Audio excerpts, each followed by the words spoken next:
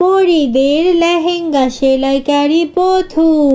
অনেক দিন আগের কথা, আনন্দপুর গ্রামে এক চালাক মহিলা বাস করত। সে সারাদিন এ বাড়ি থেকে ও বাড়ি ঘুরে বেড়াতো এবং গ্রামের সবার সংসারে অশান্তি লাগাতো।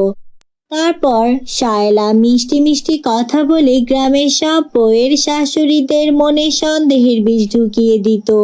কিন্তু মায়ার শাশুড়ি শায়লার কথায় প্রভাবিত হয়ে মায়াকে সন্দেহ করত। তারপর একদিন মায়ার শাশুড়ি শায়লার প্ররোচনায় মায়াকে বাড়ি থেকে তাড়িয়ে দিবে বলে সিদ্ধান্ত নিলেন। তখন মায়া বললেন, মা, আমার সাথে এমনটা করবেন না। আমি আপনার ছেলের সন্তানকে আমার গর্ভে বড় করছি। আপনি তো জানেন মা, আমি সারাদিন কত কাজ করি। ঘর বাড়ি উঠান ঝাড়ু দেই, সব গরুগুলোকে খাবার দেই, আবার নদী থেকে জল আনি। সারাদিন কত কাজ করি।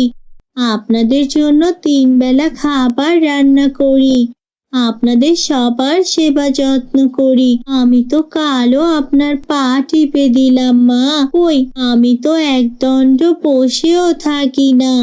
তাহলে আমার সাথে এমনটা কেন করছেন? শোনো বৌমা, ওসব মিথ্যা কথাই কাজ হবে না। আমি শাইলার সাথে আমার ছেলের বিয়ে দেব, কারণ শাইলা একটি ভালো মেয়ে। তোমার মতো বৌমা আমার দরকার নেই। এক্ষুনি বেরিয়ে যাও আমার বাড়ি থেকে। তখন মায়া কোনো উপায় না দেখে কাঁদতে কাঁদতে জঙ্গলের পথে রওনা হলো। আর মায়া বলল, হ্যাঁ হ্যাঁ হ্যাঁ, আমি কোথায় যাব? আমার সন্তান জন্ম নিতে চলেছে, আমি কিভাবে বাঁচবো? হায় আল্লাহ!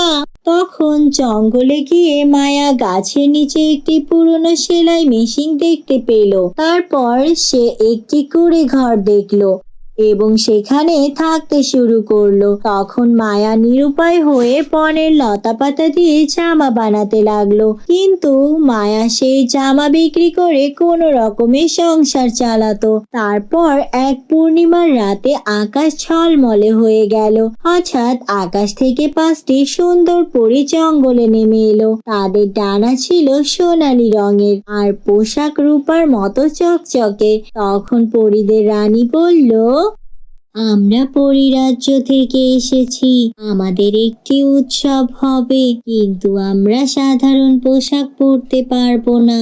আমাদের অনুষ্ঠানের রীতিনীতি অনুযায়ী জঙ্গলের লতাপাতা দিয়ে বানানো পোশাক পরতে হবে। যে করেই হোক তুমি আমাদের জন্য 5টি লেহেঙ্গা বানিয়ে দেবে। তখন মায়া অবাক হয়ে বলল, আপনারা পরী আমার ঘরে এসেছেন, এটা আমার সৌভাগ্য। আমি অবশ্যই বানাবো, কিন্তু আমি গর্ভবতী এবং সময়ও অনেক কম। কিভাবে আমি একদিনে 5টা লেহেঙ্গা বানাবো?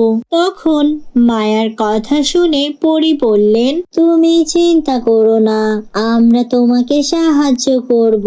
তখন পরীরা তাদের জাদু দিয়ে লতাপাতা সংগ্রহ করলো। তারপর মায়া সারা রাত পরীদের সাহায্যে লেহেঙ্গা সেলাই করলো।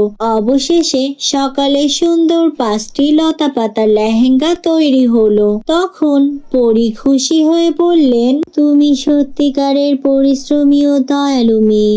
আমরা তোমার জন্য একটি উপহার রেখে যাচ্ছি। তখন পরীরা একটি জাদুর হাঁড়ি রেখে গেল। হাঁড়িটি সব সময় মিষ্টি আর খাবারে ভরা থাকতো। তারপর মায়া সেই হাঁড়ি নিয়ে গ্রামে ফিরে এলো। তখন গ্রামের লোকেরা তার পরিশ্রমের গল্প শুনে অবাক হলো এবং মায়ার শাশুড়ি তার ভুল বুঝতে পেরে মায়াকে বুকে টেনে নিলেন। তখন মায়ার শাশুড়ি বললেন, আমি ভুল করেছিলাম, তোমার মতো ভালো বউ পাওয়া ভাগ্যের ব্যাপার, আমাকে ক্ষমা করে দাও বৌমা। তারপর গ্রামে মায়া ও তার পরিবার সুখে বসবাস করতে লাগলো এবং শয়তান শায়লা গ্রাম থেকে বিদায় নিল। বন্ধুরা, আমাদের গল্পটি তোমাদের কাছে কেমন লেগেছে? যদি ভালো লেগে থাকে তাহলে আমাদের চ্যানেলটি সাবস্ক্রাইব করো এবং নতুন নতুন ভিডিও পাওয়ার জন্য পাশে থাকা বেল আইকনটি অন করে রাখো।